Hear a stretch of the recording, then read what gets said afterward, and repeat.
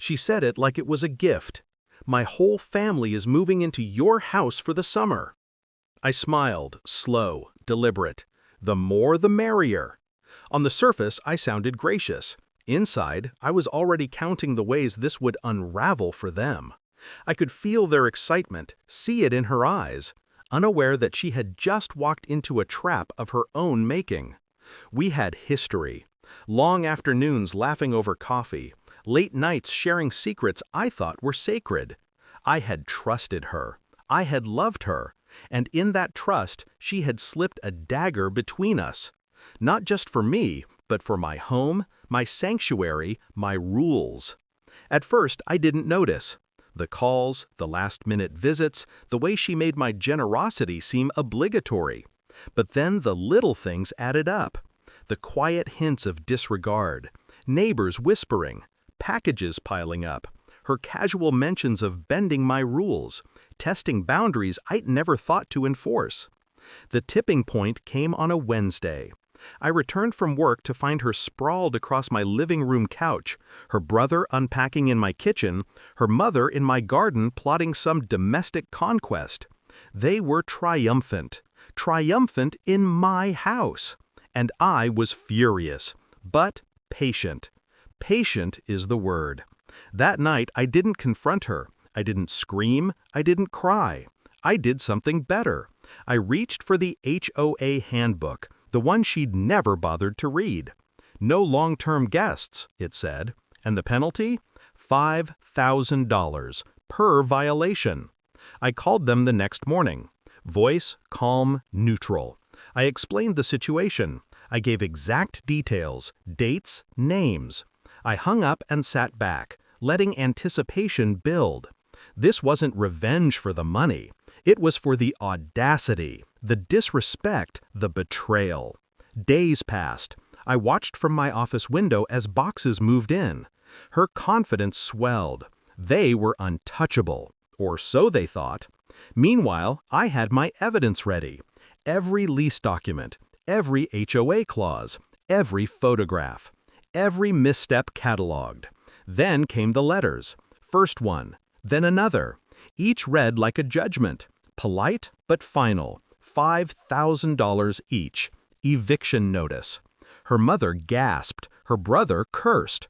And she turned to me, her face a mixture of disbelief and fear.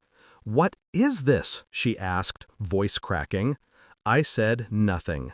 I smiled, calm. I let her stew in her own realization. The power had shifted, and she could feel it. Every plan she had made for my house, every imagined day of carefree occupation, it evaporated under the weight of consequences she never anticipated. I watched as they scrambled, calls made, excuses thrown, threats muttered under their breath. The arrogance that had carried her through my door dissolved into panic. She looked at me then, really looked at me, and I saw for the first time all the pride she had carried being stripped away. And in that silence, I saw justice. Not loud, not vengeful in the traditional sense, but precise, surgical. My satisfaction was quiet, internal, but absolute. She tried to argue, begged for leniency, made promises she wouldn't keep. I nodded, I listened, my face neutral, my mind elsewhere. I pictured every moment of betrayal, every slight, every unnoticed disrespect. Every one of those memories fueled the calm certainty that I had been right to wait, to plan, to execute. As they packed their belongings, a strange thing happened. Relief replaced fear. Not theirs, mine. Relief that the deed was done, that justice had been served without my hands ever touching theirs, that the equilibrium had returned, that my home, my rules, my life, untouched, stood intact. I took a walk through my garden later that evening. The sun was low, painting the walls in gold. Everything was quiet again. My house, once again, mine. And I smiled. Not at them, not at the money, but at the knowledge that betrayal can be met with patience and intelligence. That power, when wielded correctly, can be invisible until the moment it strikes. I don't gloat, I don't need to. She left, her family scattered, their confidence shattered, their sense of entitlement corrected. They will talk, they will remember, and they will never underestimate me again. And me? I learned something deeper. That trust is a privilege, not a given. That respect is a currency more valuable than gold.